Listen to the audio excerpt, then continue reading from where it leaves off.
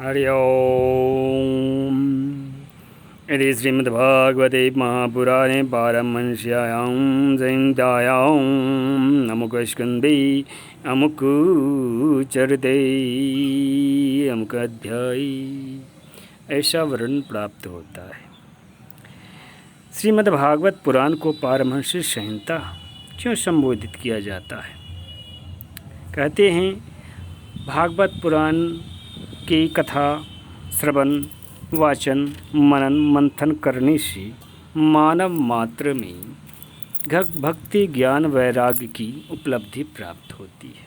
मानव साक्षी भाव में स्थित होकर हंस के समान निर्शिविर विवेक को धारण कर पाता है और अपने भावना विचार आचरण के द्वारा वह देवतुल्य हो जाता है। देवता यक्ष गंधर्व राक्षस में समानता प्राप्त कर लेता है। आइए, भागवत कथा का मुख्य संदेश क्या है ये जानना महत्वपूर्ण है। पहला, मनुष्य ही देवता है, दानव है, यक्ष गंधर्व जितने के 14 प्रकार के देव सर्ग जाती है वो सभी मनुष्य को धारण करता है। धारित धर्म संस्कार के मनुष्य का संस्कार इन 14 बहुतों में तो 18 प्रकार के इनको विस्तृत किया गया है।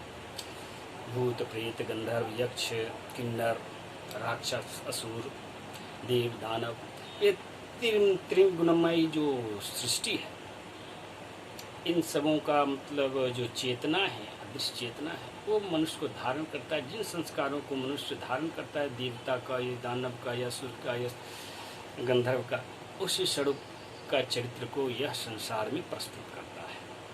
पहला था संदेश यह कि मनुष्य चाहे तो देवता बन सकता है। भागवत कथा के माध्यम से आपके 12 स्कंदों में जो कथा है उसके माध्यम से मनुष्य अपना उन्नति कैसे कर सकता है, आध्यात्मिक उन्नति कैसे करता है, इसको बतलाया गया है। उसमें एग्जाम्पल दिए गए हैं राजाओं को माध्यम से, भगवान श्री कृष्ण के माध्यम से, भगवान श्री विष्णु की 24वें अवतार के माध्यम से बतलाया गया है कि आप मनुष्य, आप उच्च देव योनि को भी प्राप्त कर सकती है और निम्न आपके निकृष्ट पिशाच योनि असुर योनि को भी प्राप्त कर सकती है। दूसरा, देवा नारायण अंगजा, यानी जो जितने देव सर्ग की बातें हमने किया है वो सभी नारायण के अंग से उत्पन्न हुए हैं। नारायण के चित्त से, भगवान श्री विष्णु के चित्त से, परमात्मा के चित्त से उत्पन्न हुए हैं और वे त्रिगुणमयी हैं। सत्य रज तम तीनों रूप में स्थित है। सो समाज में जितने प्राणी हैं सबके प्रति समदर्शी भाव होना चाहिए, सबके प्रति निरपेक्ष भावना होनी चाहिए, निंदा नहीं करनी चाहिए। एकदम एक जो हंस की दृष्टिकोण होती निर्शील विवेक, उस प्रकार की दृष्टिकोण अपने अंदर विकसित करें। मानव इस जीवन में भोग दृष्टि से नहीं, योग दृष्टि से जीवन यापन करें। तीसरा, आपकी गीता की एक श्लोक है, वा इमो भूत सर्व लोके देवस्य। भागवत कथा के जो प्रतिपाद्य देवता हैं भगवान श्री कृष्ण, उनके चरित्र को उदाहरण के रूप में प्रस्तुत करते हुए, है ना, आपके वेद व्यास जी ने प्रस्तुत किया है कि 2 प्रकार के लोग समाज में रहते हैं, 2 प्रकार के पक्ष समाज के होते हैं। एक विध्वंसक आध्यात्मिक चेतना वाले, एक होती रचनात्मक आध्यात्मिक शक्ति वाली। एक अच्छाई एक बुराई की पोषक होती है, एक ऊर्ध्वमार्गी होती है, एक अधोमार्गी होती है, एक परमार्थी होती है, एक स्वार्थी होती है, एक शाश्वतवादी होती है, आत्मीय होती है, निष्ठावान होती है, विश्वसनीय होती है। समाज में जो गृहस्थ संत आपके प्राथमिकता देते हैं समाज को, वैसे मानवों का समूह होता है और वैसे लोग आदर्शवादी होते हैं। दूसरा समाज होता है यथार्थवादी होते हैं, पर स्वार्थी होता है, नश्वरतावादी होता है, विध्वंसक होता है, अपने स्वार्थ के लिए किसी को भी आहत कर सकता है। तो भगवान नकारात्मक दृष्टि वाले समाज का निर्माण करता है, हमेशा कलह रहता है, इसे समाज को कलयुगी समाज कहते हैं। सन पहली कृष्ण जो आदर्शवादी समाज थी उसको कहते हैं, आपके आदर्शवादी समाज को सतयुगी समाज कहते हैं। तो द्वापर युग में दोनों प्रकार की समाज व्यवस्था थी। भगवान श्री कृष्ण उस चरित्र प्रस्तुत करते थे। भगवान श्री कृष्ण का जो बाल्यकाल था, बाल्यावस्था था, वो देवी चरित्र को रचनात्मक शक्ति के पोषण कार्य में लगा था। फलता होना नहीं, गौ गोपालों जो थे आपके बकासुर अघासुर सभी को ज्ञान प्रदान करके, है ना, उसका आध्यात्मिक उत्कर्ष, आध्यात्मिक ज्ञान के माध्यम से उनका उत्कर्ष किया था। जबकि उनका जो जरा पर्यंत्र यौवन अवस्था का चरित्र है, उस चरित्र के माध्यम से उन्होंने सगे संबंधियों के बीच कलह किया, आपस में लड़ाई किया। इस चरित्र को लिखा गया, ये आवश्यक नहीं कि उस चरित्र को भगवान श्री कृष्ण ने प्रस्तुत किया।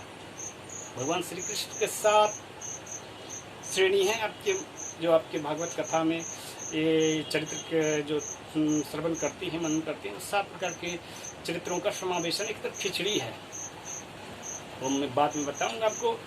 उसमें आपके वेद व्यास का भी चरित्र है, कालगन का चरित्र भी है, और भी आपके कृष्ण नामधारी जो भी हैं, वासुदेव हैं, उन सभी चरित्रों का है, अर्जुन का भी चरित्र है। तो सभी का चरित्र को वहाँ पर घालमेल किया गया है। उस चरित्र को भगवान श्री कृष्ण युग पुरुष होने का प्रस्तुत कर रहे होते हैं।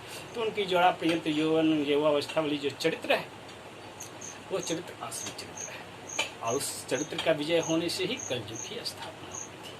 तो इस प्रकार से मुख्यतः 3 शिक्षा दिया है कि यदि आप समाज का निर्माण, चरित्र, उद्देश्य, पक्ष कैसा हो, वैसा होगा जैसा उसका नायक होगा, जैसा उस समाज की बहुमत हो। समाज में बहुसंख्यक लोग जिस चरित्र को, उद्देश्य को, पक्ष को प्रस्तुत करेंगे, उस चरित्र को आपके युग धर्म हो। और वेद व्यास का कर्म ही होता है युग धर्म को परिभाषित करना। और महर्षि वेद व्यास जी ने भागवत कथा के माध्यम से द्वापर युग का और उसके बाद के युग धर्म की को परिभाषित किया और कहा।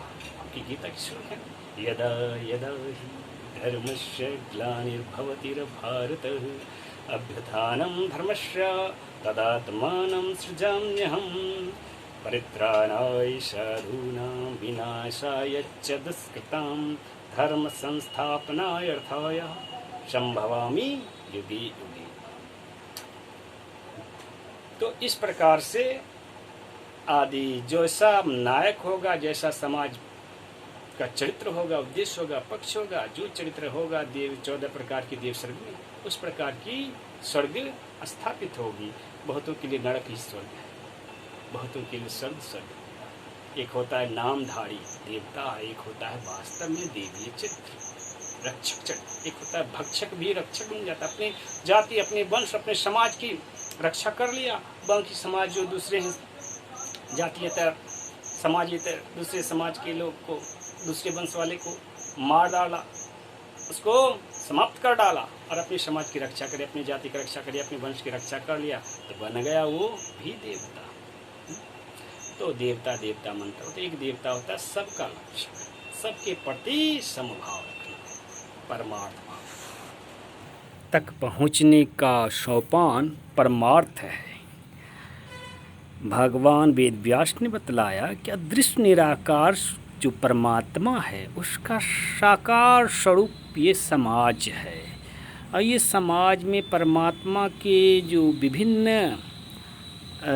आध्यात्मिक स्तर हैं, वह मानव और देहधारी के रूप में उपस्थित होते हैं। सप्तम स्कंद प्रथम अध्याय बतला गया है, सतोगुण की अभिवृद्धि होने पर देवता या ऋषि के रूप में मानव चरित्र प्रस्तुत करता है। रजोगुणी हो जाए तो सुर, और अगर तमोगुणी हो जाए सामाजिक पर्यावरण, सांस्कृतिक पर्यावरण, तो यक्ष राक्षस के रूप में समाज का चरित्र परिवर्तित हो जाता है। तो इसी को साक्षी भाव में जानना, मुक्त संग सुखदेव जी की तरह बतलाना, परमहंसों की तरह विश्लेषित करना, हाँ, समझना, आचरण द्वारा प्रकट करना, आपके भागवत कथा का श्रवण और जो मंथन करने का मुख्य अभिप्राय होता है, उद्देश्य होता है। इसीलिए श्रीमद्भागवत कथा पुराण को आपके पारमहंस संहिता बतलाया गया, ताकि समाज जो साक्षी भाव में रह के अपनी आत्मा को जान सके और लोगों को भी समझ सके। आत्मवास्यम इदम श्रवम यत् किंचित जगत, यह अपने आत्मा के स्वरूप के में ही आपको सबको समझना, सभी मानव प्राणी को जानना, यह हम भागवत कथा का उद्देश्य होता है। सोहम की भावना को प्रेरित करना इसका लक्ष्य होता है, जिसे आप हंस के समान बनकर साक्षी भाव में स्थित रहकर ही समझ सकते हैं। और इस भागवत कथा को पारमहंस संहिता कहा जाता है, पंचम वेद कहा जाता है।